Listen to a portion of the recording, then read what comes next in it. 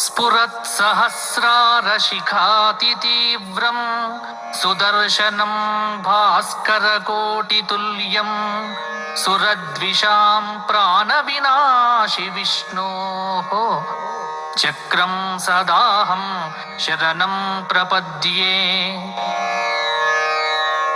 विष्णोर्मुखोत्थानिलपूरितस्य यस्य ध्वनिर्दानवदर्पहन्ता तं पाञ्चजन्यं शशिकोटिशुभ्रं शङ्खं सदाहं शरणं प्रपद्ये।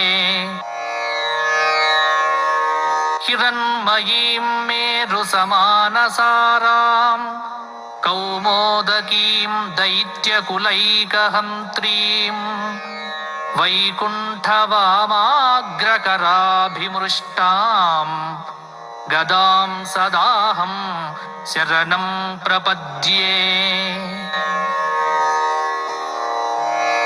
रक्षोऽसुराणां कठिनोग्रकण्ठच्छेदक्षरशोणितदिग्धदारं तं नन्दकं नाम हरेः प्रदीप्तं खड्गं सदाहं शरणं प्रपद्ये।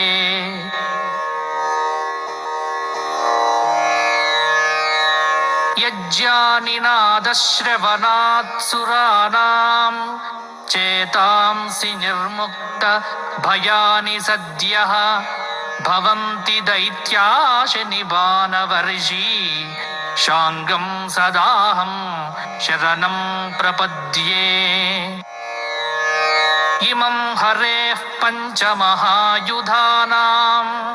स्तवं पठेद्योऽनुदिनं प्रभाते समस्तदुःखानि भयानि सद्यः पापानि नश्यन्ति सुखानि सन्ति। वने रणे शत्रुजलाग्निमध्ये यदृच्छयापत्सु महाभयेषु इदं पठन् स्तोत्रमनाकुलात्मा सुखी भवेत् तत्कृतसर्वरक्षः। सशङ्खचक्रं सगदाशिशाङ्गं पीताम्बरं कौत्सुभवत्सचिह्नं श्रिया समेतोज्ज्वलशोभिताङ्गं विष्णुं सदाहं शरणं प्रपद्ये। जले रक्षतु वाराहः स्थले रक्षतु वामनः अटव्यां नारसिंहश्च सर्वतः पातु केशवः।